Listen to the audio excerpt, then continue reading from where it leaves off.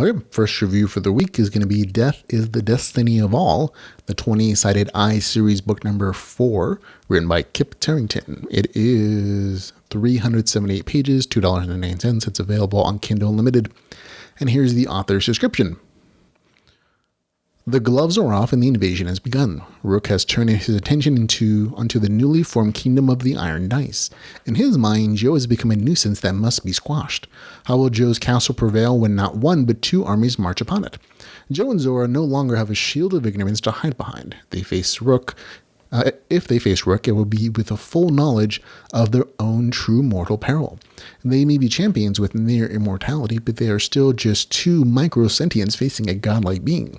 The adventure continues as Joe and Zoya journey back to their kingdom in hopes of bringing order to a dungeon that has been falling into chaos. How will they prioritize which fire to put out, or will everything they have built burned down to ashes? If Joe and Zoya don't build levels, strength, and abilities quickly, then the kingdom will fall. So there we go. Okay, it's been quite a while since book 3 in this series came out, and that for those first 3 books have a nice coherent arc to them. Not everything's tied up, of course. This is very much a continuing serial series almost.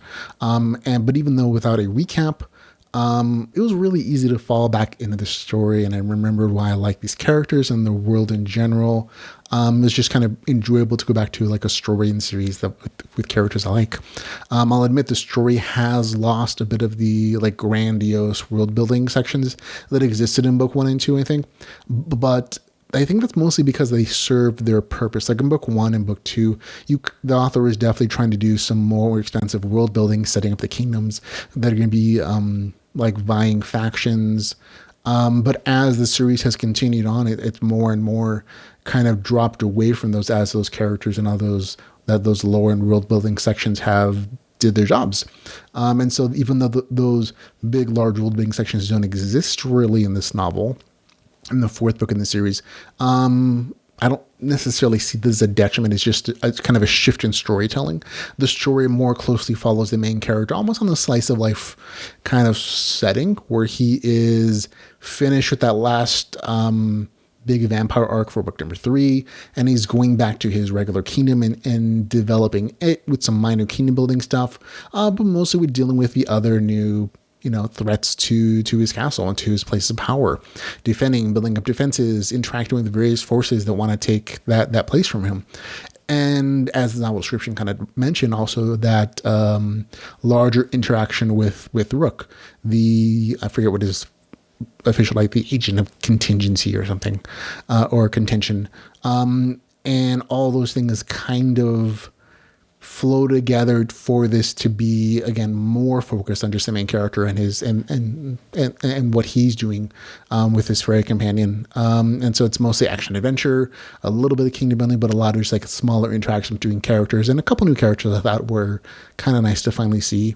But overall, a nice read.